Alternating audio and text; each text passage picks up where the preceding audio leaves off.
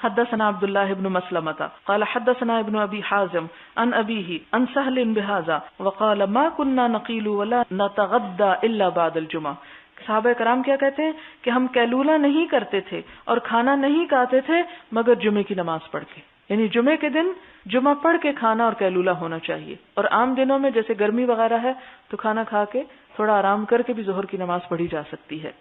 باب القائلۃ بعد الجمعہ، جمعہ کے بعد قیلولہ کرنا. حدثنا محمد بن عقبۃ الشیبانی قال حدثنا ابو اسحاق الفزاری عن حمید قال سمعت انس یقول كنا نبکر الى الجمعۃ ثم نقیل. حضرت انس کہتے ہیں کہ ہم جمعہ جلدی پڑھتے، نبکر بکرا کہتے ہیں نا صبح کو، جلدی پڑھتے تھے، ثم نقیل پھر قیلولہ کرتے تھے. حدثنا سعید بن ابی مریم قال حدثنا ابو غسان قال حدثني ابو حازم عن سهل قال كنا نصلي مع النبي صلی اللہ علیہ وسلم الجمعة ثم تكون القائلة، کہ ہم نبی صلی اللہ علیہ وسلم کے ساتھ جمعہ پڑھتے پھر قیلولہ کیا کرتے تھے. بسم اللہ الرحمن الرحیم. ابواب صلاة الخوف، خوف کی نماز کا بیان. وقول اللہ تعالی، اللہ تعالیٰ کا فرمان ہے، آیت ہے قرآن پاک کی، وَإِذَا ضَرَبْتُمْ فِي الْأَرْضِ، جب تم زمین میں سفر کرو، فَلَيْسَ عَلَيْكُمْ جُنَاحٌ، تو تم پر کوئی گناہ نہیں، أَن تَقْصُرُوا مِنَ الصَّلَاةِ، کہ نماز کو کم کر لو، قصر پڑھو. إِنْ خِفْتُمْ، اگر تمہیں ڈر ہو، أَن يَفْتِنَكُمُ الَّذِينَ كَفَرُوا، کہ فتنے میں ڈال دیں گے تم کو وہ لوگ جنہوں نے کفر کیا. إِنَّ الْكَافِرِينَ كَانُوا لَكُمْ عَدُوًّا مُبِينًا، کیونکہ کافر تو تمہارے کھلے دشمن ہیں. وَإِذَا كُنْتَ فِيهِمْ، اب حضور صلی اللہ علیہ وسلم کو ارشاد اللہ تعالیٰ کا کہ جب آپ ان کے درمیان موجود ہوں تو کیا کریں، فَأَقَمْتَ لَهُمُ الصَّلَاةَ، آپ ان کے لیے نماز قائم کریں، یعنی جماعت سے پڑھائیں. فَلْتَقُمْ طَائِفَةٌ مِّنْهُمْ، اور چاہیے کہ کھڑا ہو ایک گروہ ان میں سے، مَعَكَ آپ کے ساتھ، وَلْيَأْخُذُوا أَسْلِحَتَهُمْ، اور چاہیے کہ وہ نماز میں بھی اپنا اسلحہ اٹھا کے رکھیں. فَإِذَا سَجَدُوا، پھر جب وہ سجدہ کر لیں، فَلْيَكُونُوا مِنْ وَرَائِكُمْ، تو وہ تمہارے پیچھے آ جائیں. وَلْتَأْتِ طَائِفَةٌ أُخْرَىٰ، اور چاہیے کہ دوسرا گروہ آ جائے. لم یصلوا، جس نے ابھی نماز نہیں پڑھی، فلیصلوا معک، تو وہ آپ کے ساتھ نماز پڑھ لیں. ولیأخذوا حذرهم، چاہیے کہ احتیاط لیے رہیں. واسلحتهم، اور اسلحہ اٹھائے رکھیں. ود الذین کفروا، کافر چاہتے ہیں، کیا چاہتے ہیں، لو تغفلون، کاش تم غافل ہو جاؤ، ان اسلحتکم، اپنے اسلحے سے، وامتعتکم، اور اپنے ساز و سامان سے، فیمیلون علیکم میلۃ واحدہ، پھر تم پر جھپٹ پڑے یک بارگی جھپٹنا. ولا جناح علیکم، اور تم پہ کوئی گناہ نہیں، ان کان بکم اذی من مطر، کہ اگر بارش کی وجہ سے تمہیں کوئی تکلیف ہو، او کنتم مرضی، یا تم بیمار ہو، ان تدعوا اسلحتکم، کہ اپنا اسلحہ ایک طرف رکھ دو. یعنی جنگ میں ہر حال میں اٹھائے رکھنا فرض نہیں، اگر بوجہ مجبوری اسلحہ نہ اٹھا کے چل پھر سکو، پھسلن کا ڈر ہو، بیمار ہو کہ اٹھا ہی نہیں پا رہے، تو اسلحہ اتارنے میں بھی گناہ نہیں ہے. یہ اس لیے بات کی گئی کہ پیچھے گزرا نا کہ نماز میں بھی اسلحہ اٹھا کے رکھو، تو اس سے شبہ پڑ گیا کہ کہیں ایسا نہ ہو کہ اگر نماز میں اٹھانا اتنا لازم ہے تو ہر حال میں ہی اٹھانا چاہیے. فرمایا نہیں، عذر کی وجہ سے نہ بھی اٹھاؤ تو معاف ہے. وَخُذُوا حِذْرَكُمْ، لیکن پھر بھی احتیاط رکھو. ان اللہ اعد للکافرین عذابا مہینا، بے شک اللہ نے کافروں کے لیے خوار کرنے والا، رسوا کن عذاب مہیا کر رکھا ہے. تو اکثر علماء کے نزدیک یہ آیت جو ہے یہ سفر میں قصر کرنے کے بارے میں ہے. کہ شروع میں جیسے آتا ہے نا کہ جب تم زمین میں چلو تو کوئی حرج نہیں کہ نماز قصر کر لو. ان خفتم، خاص طور پر اگر تمہیں ڈر ہو، دشمن کا خوف ہو، تو اس لیے بعض نے کہا نہیں یہ صرف دشمن کے خوف کے وقت، اور بعض نے کہا نہیں سفر بھی اور دشمن کا خوف دونوں چیزوں میں قصر ہو سکتی ہے. لیکن بعض لوگ آج بھی یہ کہتے ہیں، ویسا ہی جیسے حضرت عبداللہ بن عمر سے کہا گیا کہ ہم قرآن میں تو کہیں قصر کا ذکر نہیں پاتے مسافر کے لیے، تو انہوں نے کہا کہ ہم تو وہی کرتے ہیں جو ہم نے اپنے پیغمبر کو کرتے ہوئے دیکھا.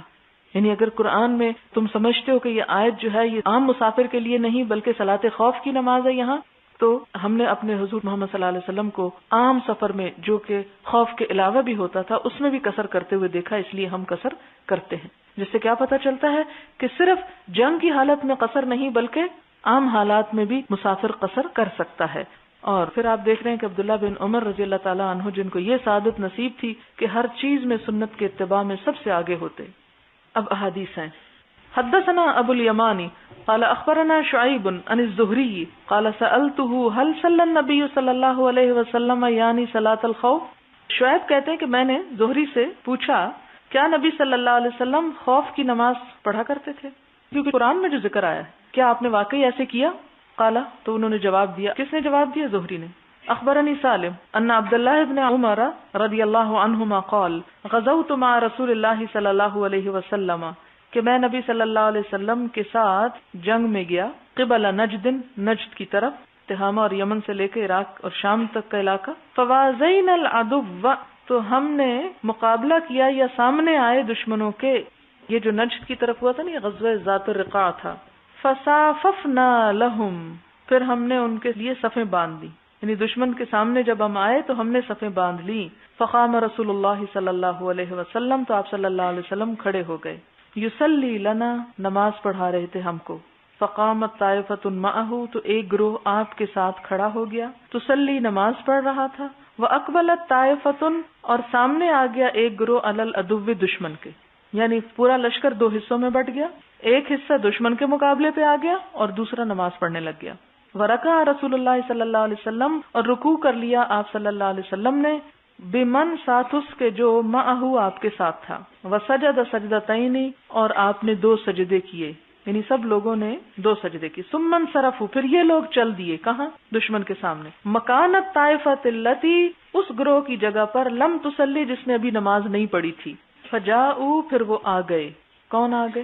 وہ دوسرے جو ابھی نماز جنہوں نے نہیں پڑھی تھی، فرکع رسول اللہ صلی اللہ علیہ وسلم بہم رکعتن، تو آپ نے ان لوگوں کو 1 رکعت نماز پڑھائی، وسجد سجدتین، 2 سجدے کیے، ثم سلم، پھر آپ نے سلام پھیر دیا، فقام کل واحد منہم، تو ان میں سے ہر ایک خود کھڑا ہوا، فرکع لنفسہ رکعتن، تو انہوں نے اپنے لیے 1 رکعت پڑھ لی، وسجد سجدتین، اور 2 سجدے کیے، یعنی کیا پتہ چلتا ہے کہ آپ صلی اللہ علیہ وسلم امام تھے، آپ نے دونوں رکعتیں ایک ہی اس پہ پڑھی، لیکن صحابہ کرام 2 حصوں میں بٹ گئے، ہر حصے کو 1 رکعت جماعت سے ملی اور 1 رکعت انہوں نے خود پڑھی، اور یہ اس صورت میں ہو سکتا ہے کہ جب جنگ ہو نہ رہی ہو، پھر تو ایسی نماز پڑھی جا سکتی ہے، لیکن اگر جنگ ہو رہی ہو اور اس وقت حالات خطرناک ہوں تو پھر نماز نہیں پڑھنی چاہیے، اس وقت نماز چھوڑی بھی جا سکتی ہے، جیسے کہ جنگ خندق کے موقع پہ ہم دیکھتے ہیں۔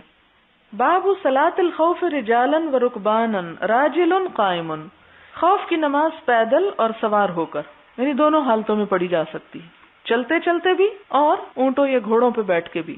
راجل کا مطلب ہوتا ہے قائم، کھڑے ہو کر، پاؤں پر، رجل پاؤں کو کہتے ہیں۔ حدثنا سعید بن یحیی ابن سعید القرشی قال حدثني ابي قال حدثنا ابن جریج عن موسى بن عقبة عن نافع عن ابن عمر نحو من قول مجاہد اذا اختلطوا قیاما، جب مل جل جائیں کھڑے ہو کر، وزاد ابن عمر عن النبی صلی اللہ علیہ وسلم وان كانوا اکثر من ذلك، اور اگر وہ اس سے زیادہ ہوں، یعنی کافر بہت زیادہ ہوں اور مسلمان جو ہیں وہ کم ہوں اور صفیں بنانے کی مہلت نہ ہو، ظاہر ہے کہ اگر کم لوگ ہوں گے، آدھے آدھے ہوں گے، تو کیا ہوگا؟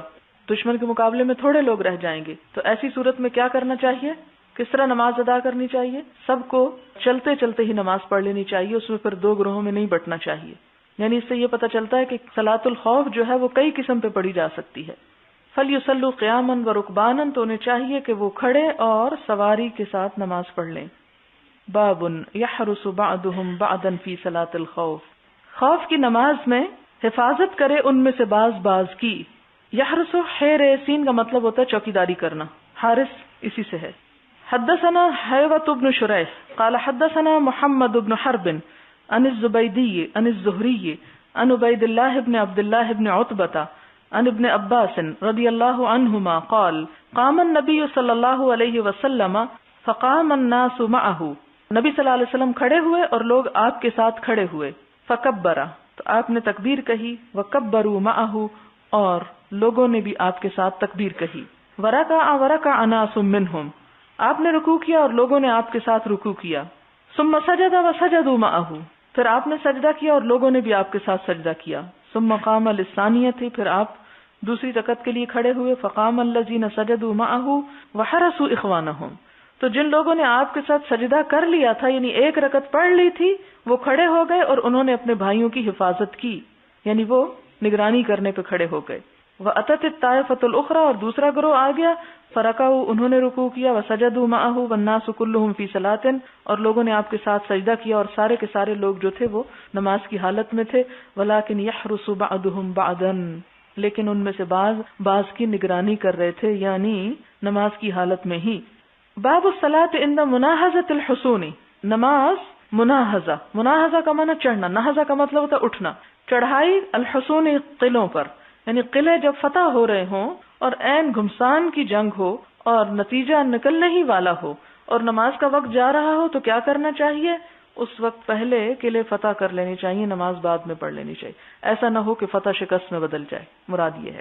وَلِقَاءِ الْعَدُوِّ، اور دشمن سے ملاقات کے وقت کہ بالکل دشمن سامنے کھڑا ہے، اور اس وقت اگر دشمن سے بچے گا نہیں انسان اور نماز شروع کر دے گا اور اس میں اس نے بولنا بھی نہیں اور اس نے ہتھیار بھی نہیں اٹھا کے مقابلہ کرنا، تو اس صورت میں اپنے آپ کو ختم کر دے گا، تو اس کی اجازت نہیں، پھر نماز چھوڑ دے گا اور اپنی حفاظت کرے گا۔ وقال الاوزاعی، اوزاعی نے کہا، ان کان تہیأ الفتح، کہ جب تیار ہو فتح، تہیأ مہیا ہو یعنی فتح ہونے ہی والی ہو، ولم یقدروا علی الصلاۃ، اور وہ نماز پر قدرت نہ پائیں، یعنی نماز کا موقع ہی نہیں، مہلت ہی نہیں، صلوا ایماء، اشارے سے نماز پڑھ لیں، کل امرئ لنفسہ، ہر شخص خود نماز اپنی پڑھ لیں، جماعت نہ کریں۔ پھر فإن لم يقدروا علی الایماء، اور اگر اشارے پر بھی قدرت نہ رکھتے ہوں، یعنی اشارے سے بھی نماز نہ پڑھ سکیں، اخروا الصلاۃ، تو نماز میں تاخیر کر دیں، حتی ینکشف القتال، یہاں تک کہ ختم ہو جائے لڑائی، او یأمنوا، یا امن ہو جائے، فیصلوا رکعتین، تو پھر 2 رکعت نماز پڑھیں گے، فإن لم يقدروا، پھر اگر نہ وہ قدرت پائیں، صلوا رکعتا وسجدتین، تو 1 رکعت پڑھیں گے اور 2 سجدے، فإن لم يقدروا، پھر اگر نہ انہیں قدرت ہو، فلا یجزیہم التکبیر، اور نہ ان کو کافی ہو تکبیر، ویؤخرونها حتی یأمنوا، اور اس کو تاخیر کر لیں یہاں تک کہ امن ہو جائے، یعنی صرف پھر اللہ اکبر کہہ دینا کافی نہیں ہے، نماز پڑھنی ہوگی اور نماز پھر لیٹ کر کے پڑھ لیں، مراد یہ ہے۔ وبہ قال مکحول، مکحول کی بھی یہی رائے ہے۔ وقال انس، اور انس کہتے ہیں، حضرت عند مناہضۃ حصن تستر، حضرت انس کہتے ہیں کہ میں حاضر تھا تستر کا قلعہ فتح کرنے کے موقع پر، قلعے پہ چڑھائی کے موقع پر۔ تستر ایک علاقے کا نام ہے، اہواز کے شہروں میں سے ایک ہے۔ حضرت عمر کی خلافت میں 20 ہجری میں یہ شہر فتح ہوا تھا اور حضرت انس وہاں پر شریک تھے۔ وقت کیا تھا؟ عند اضاءۃ الفجر، فجر کا وقت تھا، صبح سویرے کا وقت تھا، نماز کا وقت تھا۔ واشتد اشتغال القتال، اور شدید ہو گیا لڑائی کا کارزار یا میدان جنگ جو تھا وہ شدت پکڑ گیا۔ فلم یقدروا علی الصلاۃ، تو آپ نے قدرت نہ پائی کس پر؟ نماز پر۔ کس نے؟ حضرت انس نے۔ فلم نصلی، ہم نے نماز نہ پڑھی، الا بعد ارتفاع النہار، مگر دن بلند ہونے کے بعد۔ یعنی کہتے ہیں کہ جو حضرت انس اور ان کے ساتھی تھے، لم یقدروا علی الصلاۃ، کوئی نماز نہ پڑھ سکا کیونکہ عین اس وقت قلعہ فتح ہو رہا تھا۔ فصلیناھا، پھر ہم نے اس کو پڑھ لیا، کب؟ بعد ارتفاع النہار، دن چڑھنے کے بعد۔ ونحن مع ابی موسیٰ، اور ہم ابو موسیٰ اشعری کے ساتھ تھے۔ ففتح لنا، ہمیں فتح ہو گئی۔ وقال انس، انس کہتے ہیں، وما یسرنی، اور نہیں خوش کرتی مجھ کو، بتلک الصلاۃ، اس نماز کے عوض، الدنیا وما فیہا،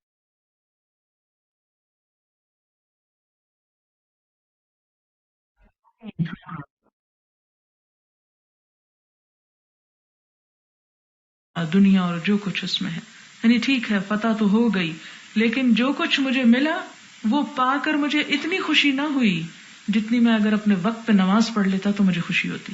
یعنی وقت پر نماز پڑھنا جو ہے افضل ترین کاموں میں سے ہے۔ اور وہ کہتے ہیں کہ ٹھیک ہے فتح تو ہو گئی، لیکن اس نماز کے جانے کا مجھے بہت افسوس ہوا۔ ما یسرنی، نہ خوش کیا مجھ کو، بے بدلے، تلک الصلاۃ، اس نماز کے، الدنیا وما فی، نماز پر۔ کس نے؟ حضرت انس نے۔ فلم نصلی، ہم نے نماز نہ پڑھی، الا بعد ارتفاع النہار، مگر دن بلند ہونے کے بعد۔ یعنی کہتے ہیں کہ جو حضرت انس اور ان کے ساتھی تھے، لم یقدروا علی الصلاۃ، کوئی نماز نہ پڑھ سکا کیونکہ عین اس وقت قلعہ فتح ہو رہا تھا۔ فصلیناھا، پھر ہم نے اس کو پڑھ لیا، کب؟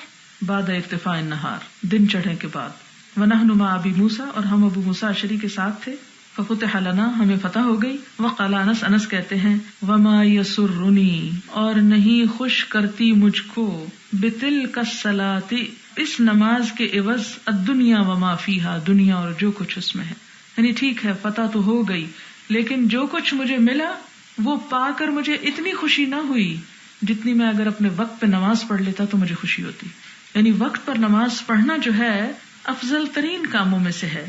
اور وہ کہتے ہیں کہ ٹھیک ہے فتح تو ہو گئی، لیکن اس نماز کے جانے کا مجھے بہت افسوس ہوا۔ ما یسرنی، نہ خوش کیا مجھ کو، بے بدلے، تلک الصلاۃ، اس نماز کے، الدنیا وما فیہا، دنیا اور جو کچھ اس کے اندر ہے اس نے۔ لیکن ہم دنیا کے چھوٹے چھوٹے کاموں کی وجہ سے اپنی نمازیں گنوائے چلے جاتے ہیں۔ ہر چیز امپورٹنٹ ہے، ایک نماز وہ سب سے آخری بات ہے۔ اور اس کے برعکس صحابہ کرام، نماز اہم ہے، بڑے بڑے ملک فتح کرنے سے بھی زیادہ خوشی کی بات ہے۔ اس کا یہ نہیں مطلب بنتا کہ قلعہ فتح کر کے خوشی نہیں ہوئی، ظاہر ہے کہ وہ تو خوشی ہوئی کہ جنگ جیتے مسلمان، وہ تو ایک نیچرل سی بات ہے، لیکن دوسری طرف اس نماز کے جانے کا بھی بڑا رنج تھا. یعنی اس سے ایک اور بات یہ پتہ چلتی کہ اگر بوجہ مجبوری بھی کبھی نماز چلی جائے تو اس پر انسان کو خوش نہیں ہونا چاہیے، پریشان ہی رہنا چاہیے. یعنی نماز کے وقت میں نماز سے بڑھ کر کوئی نیکی کا کام نہیں. اور اگر ایسی حالت آ جائے کہ انسان کے لیے چارہ ہی نہ ہو سوائے اس کے کہ وہ اس حالت سے نکلے، تو اس صورت میں اس مجبوری کے باوجود بھی اگر نماز چھوٹ گئی تو پریشانی کا اظہار رہے اس کے دل میں. حدثنا یحیی حدثنا وکیع عن علی بن المبارک عن یحیی بن ابی کثیر عن ابی سلمہ عن جابر بن عبد اللہ قال جاء عمر یوم الخندق. حضرت عمر خندق کے روز آئے، فجعل يسب كفار قریش، تو وہ کفار قریش کو برا بھلا کہہ رہے تھے. ویقول، اور کہہ رہے تھے، یا رسول اللہ ما صلیت العصر، میں نے عصر کی نماز نہیں پڑھی.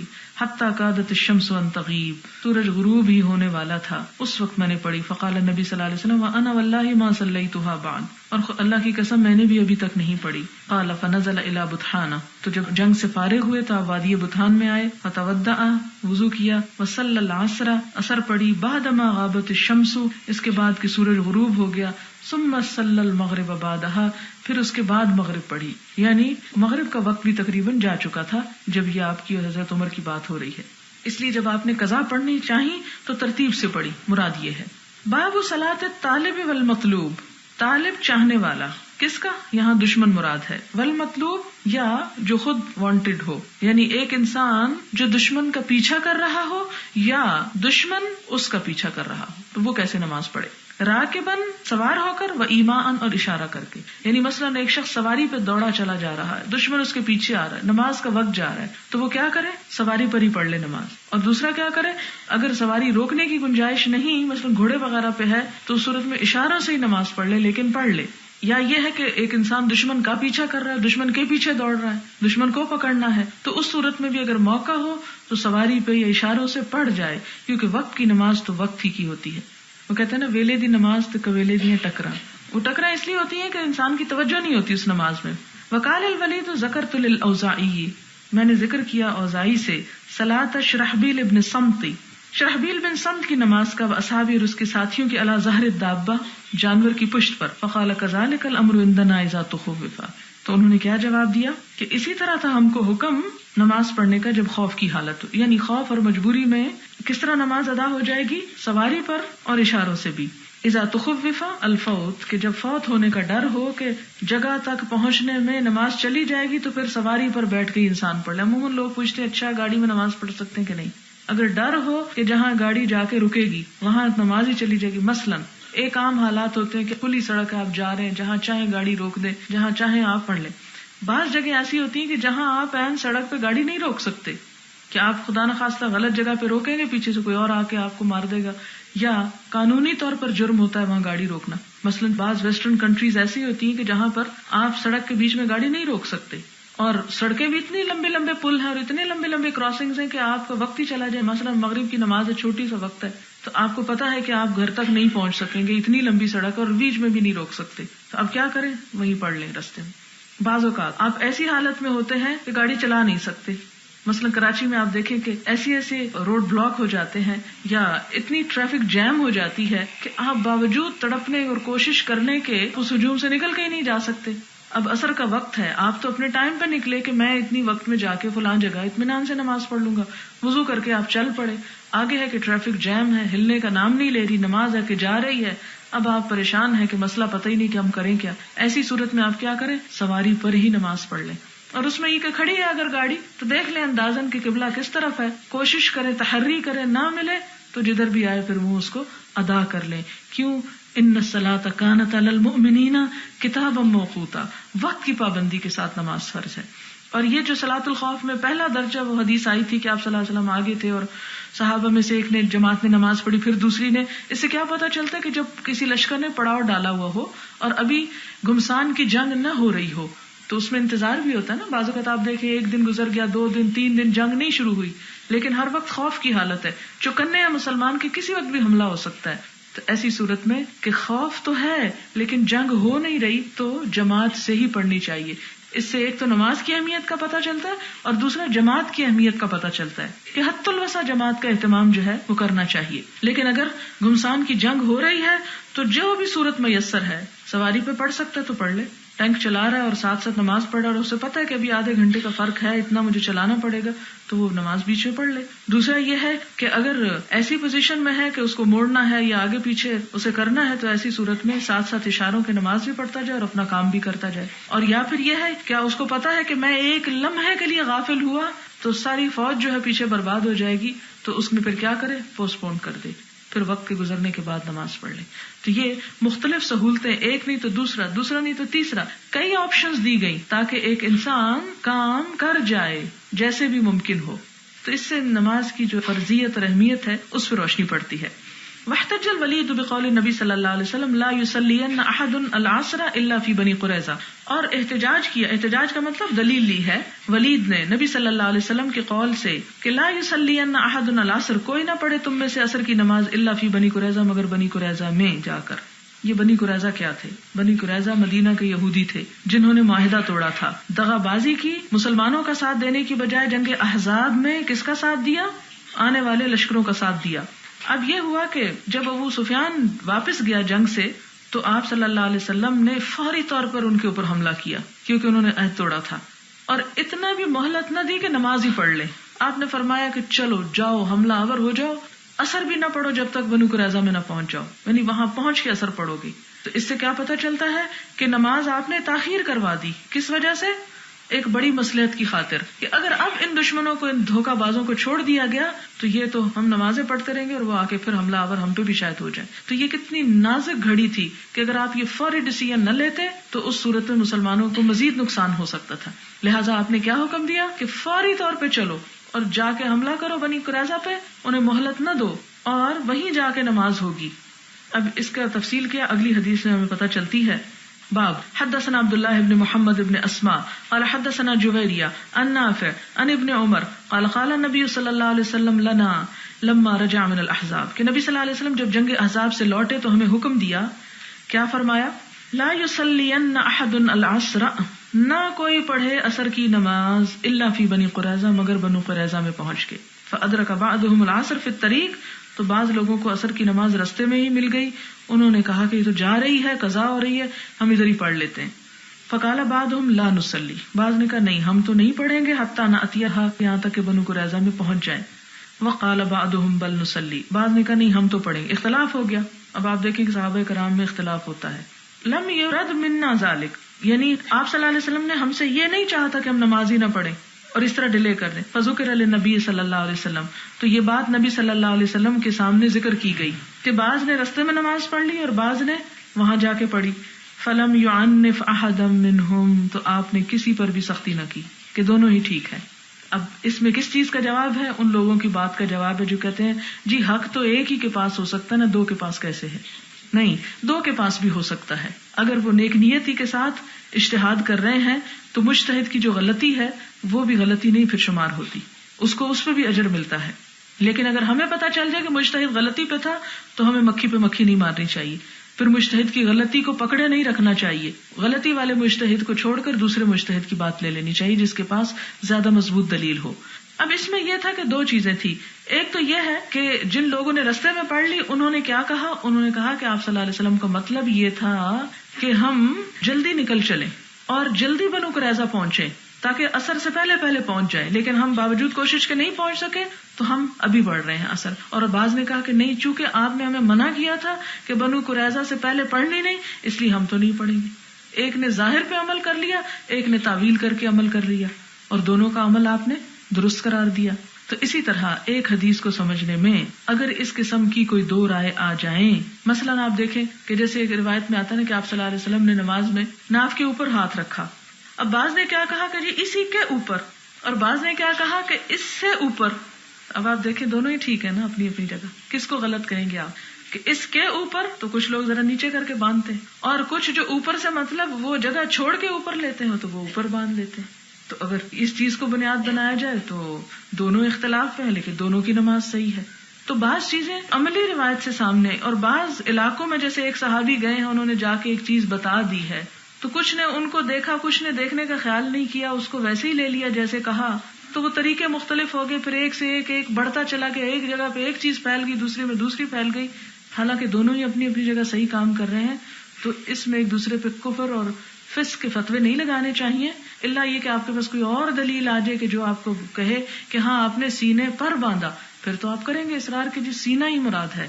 لیکن اگر سینے کا لفظ نہیں آیا اور صرف ناف کے اوپر والی بات ہے، تو اگر کسی نے اس کے اوپر یا ذرا یہاں اوپر رکھ لیا. پھر اسی طرح ہاتھ، تو ہاتھ سے مراد کچھ لوگوں نے یہ ہاتھ لیا، اور بعض لوگوں نے کہا کہ وہ آتا نا فَاغْسِلُوا أَيْدِيَكُمْ إِلَى الْمَرَافِقِ، کہ اپنے ہاتھوں کو کونیوں تک دھو. تو وہ بھی قرآن میں اس کی دلیل موجود ہے کہ قرآن میں ہاتھ دھونے کا جب ذکر آیا تو ہاتھ کو یہاں تک بیان کیا گیا. انہوں نے کہا کہ یہ سارا ہی ہاتھ ہے، اس لیے ہاتھ پر ہاتھ سے مراد یہ ساری جگہ ہے. تو اس طرح کی جو اجتہادی اختلاف ہے یا ایک بات کے سمجھنے میں نقطہ نظر کا فرق ہونا ہے، اس سے دین کے خلاف نہیں یہ بات پڑتی. دین میں وسعت ہے کہ جس کو جیسی سہولت ہو، جو بات جس طرح سمجھ آئی، اگر اس نے وہ صحیح سمجھ کے عمل کیا اس پر، تو اس پر بھی اسے اجر اور ثواب مل جائے گا. ہاں وہ ضدی اور ہٹ دھرم شخص کہ جس کو اصل بات پتہ چل رہی ہے لیکن وہ صرف اپنی میں کو قربان نہیں کر سکتا اور کہتا ہے چونکہ میں اس پر رہا ہوں یا میرے آباء و اجداد اس پر ہے اس لیے مجھے تو یہی زیادہ اچھا لگتا ہے. تو اگر کوئی بات اس لیے ہمیں اچھی لگتی کہ ہمارے ماں باپ کی بات ہے تو پھر وہ ایمان خلل میں ہے، کیونکہ ایمان تو اس وقت مکمل ہوگا کہ جب اللہ اور اس کے رسول صلی اللہ علیہ وسلم ہر